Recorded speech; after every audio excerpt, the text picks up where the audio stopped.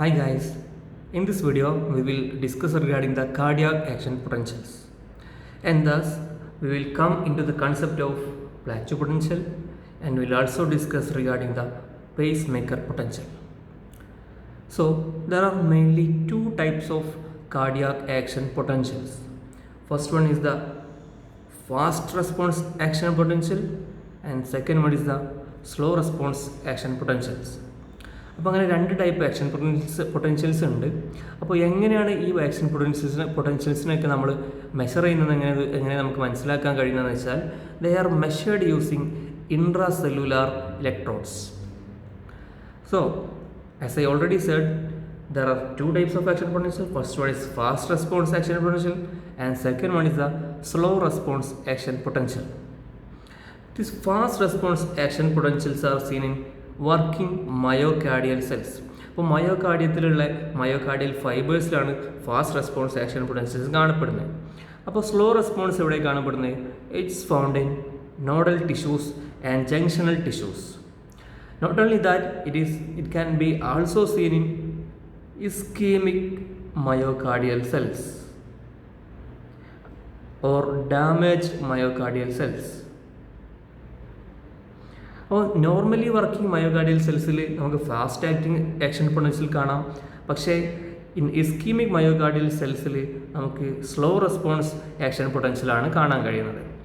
So why there are two types of action potential in a single heart? അപ്പോൾ എന്തുകൊണ്ടാണ് രണ്ട് type of action potential ഉള്ളത്? First of all, this fast response action potential is faster, whereas slow response action potential is very slower. So the fast response action potential help to conduct the impulses all along the myocardial cells. അപ്പോൾ ഇമ്പൾസൊക്കെ എല്ലാ myocardial സെൽസുക്കും പെട്ടെന്ന് എത്തണമെന്നുണ്ടെങ്കിൽ we need fast response action potential. And അപ്പോൾ ഇങ്ങനെ impulse അവിടെ എത്തുമ്പം എന്തിനെ ഹെൽപ്പ് ചെയ്യും? It helps in contraction of myocardial cells.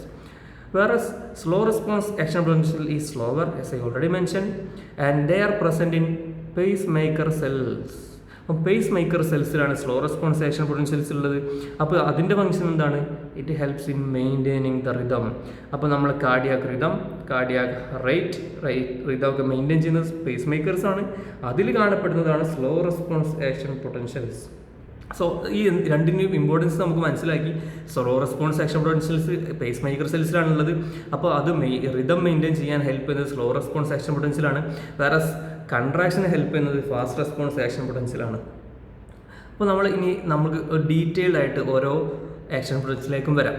First one is the fast response action potential, which is plateau potential. അപ്പോൾ നമുക്ക് പ്ലാറ്റ്യൂ പൊട്ടൻഷ്യലിനെ കുറിച്ച് ഡിസ്ക്രൈബ് ചെയ്ത് പഠിക്കാം. First of all, its total duration. ഒരു ഫാസ്റ്റ് റെസ്പോൺസ് ആക്ഷൻ പൊട്ടൻഷ്യലിൻ്റെ total duration എത്രയാണ്? It is 250 milliseconds. So it is 15 times longer than an action potential in the skeletal muscle. Skeletal മസിലിന് ഉണ്ടാകുന്ന ആക്ഷൻ പൊട്ടൻഷ്യലിൻ്റെ ഡ്യൂറേഷനേക്കാളും 15 times 15 മടങ്ങ് കൂടുതലാണ് എന്ത്? Fast response action potential or plateau potential. എന്തുകൊണ്ടാണ് ഇങ്ങനെ കൂടാൻ കാരണം? That we will learn in the following sections. So this is the diagram of A fast response action potential. It has 4 phases. First there is a depolarization, which is the phase 0, and there is initial repolarization, which is the phase 1, and there is a plateau phase, which is the phase 2, and there is a rapid repolarization, which is the phase 3, and there is resting membrane potential, which is the phase 4. So we can look what all happening in these phases. First of all, phase 0, we can start with the phase 0. So we will correlate this diagram and we will explain all the things happening in each phase. So phase 0 is known as the depolarization phase. So in this phase, the resting membrane potential is minus 85 millivolt, and from this millivolt it reaches to plus 20 millivolt. So during depolarization, the resting membrane potential നിന്നും ഈ myocardial സെൽസിൻ്റെ potential +20 millivoltലേക്ക് rice ചെയ്യും. And why it occurs? It occurs due to the opening of fast acting sodium channels. Fast acting sodium channels തുറക്കുന്ന സമയത്ത് അതിൻ്റെ resting membrane പൊട്ടൻഷ്യലിൽ നിന്നും അതൊരു depolarise ചെയ്ത് അതിനെ +20 millivolt എന്ന ഒരു വോൾട്ടേജിലേക്ക് മയോകാർഡിയൽ സെൽസ് എത്തും. അപ്പോൾ അതിനെയാണ് നമ്മൾ എന്ത് ചെയ്യുക, ഡീപോളറൈസേഷൻ ഫേസ് ഓർ ഫേസ് 0 എന്ന് വിളിക്കുന്നത്. ഇനി the next face is initial rapid repolarization. This is the initial rapid repolarization and it is the phase 1. So in this stage the myocardial voltage comes from +20 millivolt to 0 millivolt. So it is the initial rapid repolarization. And എന്തുകൊണ്ടാണ് ഇങ്ങനെ സംഭവിക്കുന്നത്? It is due to closure of the fast acting sodium channel. അപ്പോൾ നേരത്തെ open ആയിരുന്ന fast acting sodium channels അവിടെ close ആവും. So there will be no influx of sodium ions and there will be no sodium current. And also there is an opening of transient rectifying potassium channel. അപ്പോൾ potassium channel open ആവുന്ന സമയത്ത് സെല്ലിൻ്റെ ഉള്ളിലുള്ള പൊട്ടാഷ്യമൊക്കെ എന്ത് ചെയ്യും, myocardial സെൽസിൽ നിന്ന് പുറത്തോട്ട് പോകും. So there is a transient outward potassium current. ഈ ട്രാൻസിയൻറ്റ് ഔട്ട്വേർഡ് പൊട്ടാഷ്യം കറണ്ട് ഉണ്ടാവുന്ന സമയത്ത് there will be a initial rapid repolarisation and this is mainly due to transient rectifying potassium channel opening and closing of fast acting sodium channel. So that is the phase 1. Now we can come to the phase 2. Soon after phase 2, soon after the phase 1, there is a plateauing of the action potential. And why this plateauing happens? This plateauing happens because there is a sustained depolarization. It occurs due to two reasons. This sustained depolarization of the cardiac muscles occurs due to two reasons. First one, there is opening of voltage gated slow calcium channel. This slow calcium channel will allow the calcium to inward flow into the myocardium. So these voltage gated slow calcium channels are also known as L-type calcium channels. And along with that there is closing of transient potassium channel. അപ്പോൾ നേരത്തെ ഫേസിൽ face 1 open ആയ transient potassium channels these potassium channels will close. Along with that there is opening of slow calcium channels. What is the peculiarity of slow calcium channels? ഈ slow calcium channels എന്ന് പറയുമ്പോൾ അതിന് രണ്ട് peculiarity ഉണ്ട്. അതിന് slow opening ആയിരിക്കും, അതിൻ്റെ ഒപ്പം തന്നെ it will be opened for a long time. അപ്പം ഈ slow acting calcium channels open ആവുന്ന സമയത്ത് എന്ത് ചെയ്യും, അവിടെ ഒരു പ്ലാറ്റ്യൂയിങ് ഫോം ചെയ്യും.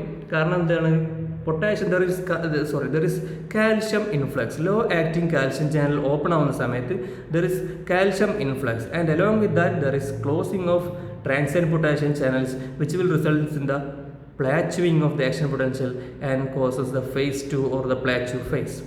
And this plateau phase is responsible for the prolongation of action potential in cardiac muscles. അപ്പോൾ നേരത്തെ തന്നെ ഓൾറെഡി ഐ ഡിസ്കസ്ഡ് ദാറ്റ് നമ്മളെ കാർഡിയാക് മസിലുള്ള action potential 15 times more prolonged than the action potential present in the skeletal muscle. അപ്പോൾ skeletal muscle ഒരു മസിലാണ് and also cardiac muscle വേറെ type മസിലാണ്. അപ്പോൾ ഈ കാർഡിയാക് മസിൽസിലുള്ള ആക്ഷൻ പൊട്ടൻഷ്യൽ എന്തുകൊണ്ട് കുറേ നേരം നിൽക്കുന്നു എന്നതിന് ചോദിച്ചാൽ അതിനുള്ള ഉത്തരമാണ് plateau phase in the action potential. Now it was the phase 2 and now we come to the phase 3. Phase 3 is the rapid repolarization. It is the phase 3 and it occurs due to, it is known as rapid repolarization. There was another repolarization earlier. It was the phase 1. It was initial rapid repolarization. Now we have a rapid repolarization stage or the phase 3.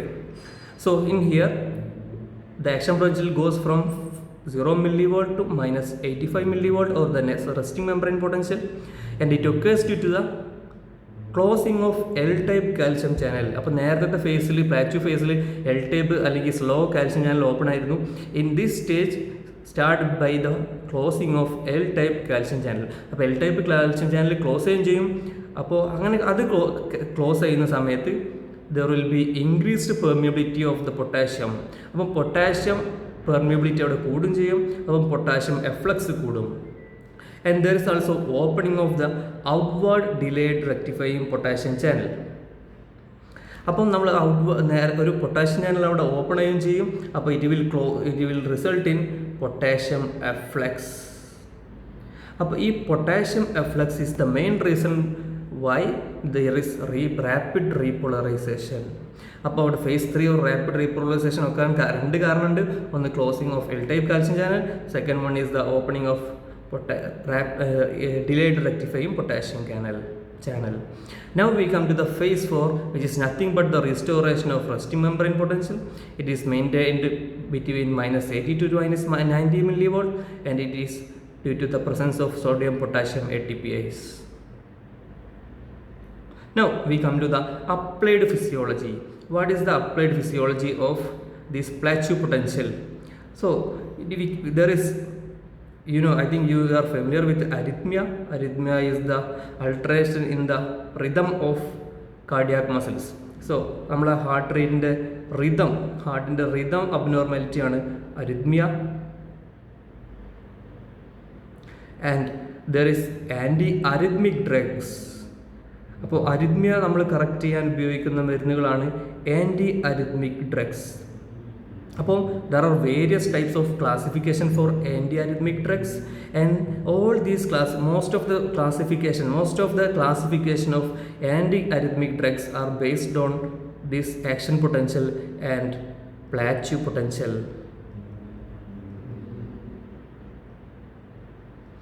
I think this topic is very clear to you, and in the next video we will discuss regarding the slow response action potential.